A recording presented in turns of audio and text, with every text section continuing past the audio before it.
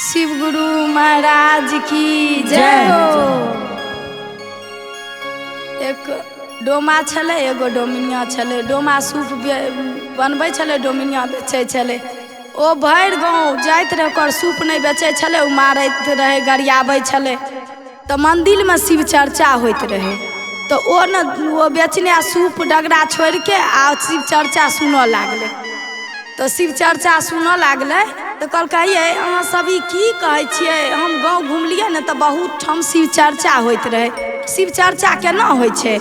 तो कहलकै देखियो ई शिव चर्चा के बहुत महत्व छै। 3 सूत का से बहुत ज्ञान महत्व छै। ई न 3 घंटा के शिव चर्चा होइ छै। आ मंदिर कराओ, घर कराओ, जतऽ जय स्थान पर कराओ, मगर ई 3 घंटा के शिव चर्चा होइ छै। ओ डोमिनिया सुनऽ लागले, चर्चा सुनऽ लागले। तो लास्ट में 3 घंटा ओतै नहीं गाँव घुमले, ओतै बेचल, ओतै बैस गेले। उ प्रसाद लेके चल गेले। फिर दोसर दिन अयले तो ओतौ के गुरु भैया गुरु बहिना सब रहे ओइ शिव चर्चा में। तो गुरु बहिना ओकर सारा सूप खरीद लेलकै।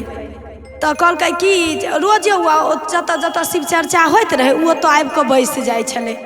तो वह गुरु भैया गुरु बहिना कहलकै कि जे ये अथी हमहूँ शिव चर्चा करैतियै तो हमरा घर नहीं क्यों एतै? कहलकै किया नहीं आयत? शिव चर्चा के कोनो स्थान नहीं होइ छै। शिव गुरु के सब तर स्थान छै। शिव गुरु कोनो भाव कोनो छुआछूत नहीं मानै छै। ओ तो सब पर लीन छथिन, करुणा निधान। जय हो। तो ओ अहाँ पर किया नहीं लीन हेता? से अतये हमरा न बड्ड मोन होइया कि जे शिव चर्चा करैबतौं। तो कहलकै कि जे हमरा घर एबै अहाँ सब करै ले? अहाँ सब हमरा से तो छुआइ छियै, हमरा घर एबै करै ले? कहलकै किया नहीं हम अहाँ घर आब कहै ले? तो कहलकै की सब लागै छै? तो कहलकै मिश्री ले लेब आ कनी बादाम कीन लेब, गाय के गोबर से चौका लगा लेब आ एगो पीढ़ी रख देबै आ छिपली में मिश्री बादाम रख के कपड़ा से ढक के शिव गुरु के फोटो रख देबै। आ हम सब आब शिव चर्चा क्या देव 3 घंटा के होइ छै। तो कहलकै ठीक छै। डोमिनिया अपन नीप पोत के अंगना घर मिश्री कपड़ा से ढक के आसन शिव गुरु के लगा के ओहरता के पहरता के कियो गुरु बहिनी ओकरा दुहार पर नहीं गेले चर्चा सुनै ले आ कहै ले।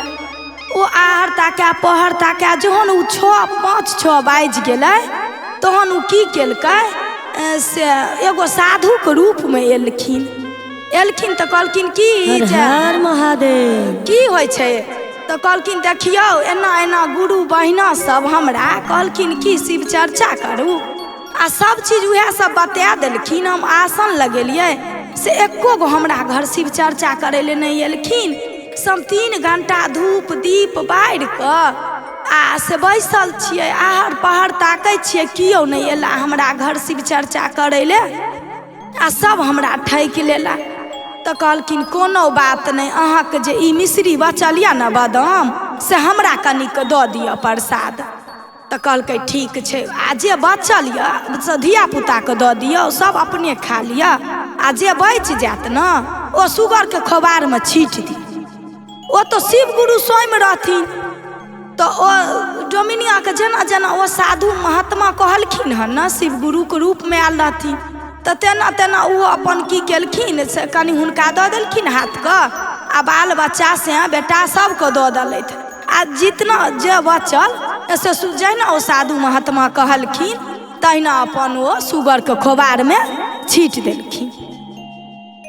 तहन जाकर सबके जतेक हुनका गुरु बहिना कहने छलै जे हम आयब शिव चर्चा में आ ओ जो नहीं गेलथि सबके हाजा पकड़ि लेलथि।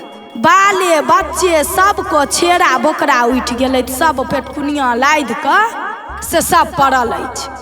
ओ तो साधु के त्रिलोकीनाथ शिव गुरु महाराज हुनका से कोन बात छुपल छै? ओ गेलखिन तीनू भुवन के मालिक, ओ घुमलखिन न गाँव तो सबके देखलखिन हाजा टुनकी पकड़ने आ सब छेड़ा बोकरा में लागल।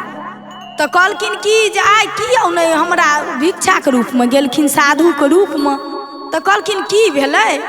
तो ओही में कियो कहलखिन कि दाई माय देखियो ई सब डोमिनिया के कह देने छले कि जे शिव चर्चा करू, हम आब शिव चर्चा करे ले। आ से कियो डोमिन बुझ के ओकरा घर नहीं गेले, आ जा नहीं गेले तकरे प्रणाम सब भोगै छै, सबके भए गेलै। तो कहलकै कि तू साधु महाराज हेयौ, कोनो अहाँ सब साधु संत के रूप में कोनो लोक भगवाने होइ छै, से बताबियौ न जे की करतै। क्षमा गलती अपराध तो बड़ भारी भए गेलै हँ सबसे, से नहीं ने एना कहैके चाही, नहीं करेबतै तो नहीं कहते। आ जहन करेल कह का नहीं गेलै तहन तो भारी अपराध के गुनाह में फंस गेलै, से केना एकर क्षमा अपराध हेतै आ केना एहि बात से छुटकारा हेतै। कहलकै देखियो ई जथिन डोमिन के अंगना, आ ओ जो मिश्र ओकर तो उजा प्रसाद नहीं सब खेतै ता ककरो ठीक नहीं हेतै। जय हो जय हो शिव गुरु महाराज की जय। तो कहलकै ता ठीक नहीं हेतै। तो उ साधु की कहलखिन जे डोमिनिया के अंगना जाय ले आ प्रसाद मांग के आनै ले, जे कहलकै जे उ सब प्रसाद खेतै तखने ठीक हेतै। तो सब गेल डोमिन के अंगना पैर पकड़ै ले जे हे हमरा से बड़ भारी क्षमा अपराध गलती भए गेलै, से हम अहाँके शिव चर्चा में कह के आ हम नहीं एलौं, तकर प्रणाम सब भोगैया, सब पेटकुनिया लादने या सबके 21 सिरहने सब पड़ल ये।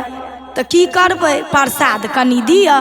तो कहलकै कि आब हमरा पास तो नहीं अछि। एगो साधु के रूप में आयल छलखिन, उ लऽ लेलखिन प्रसाद आ कहलखिन कि सबके खुआ के सुगर के खोबार में छीट देबै जे बचि गेल।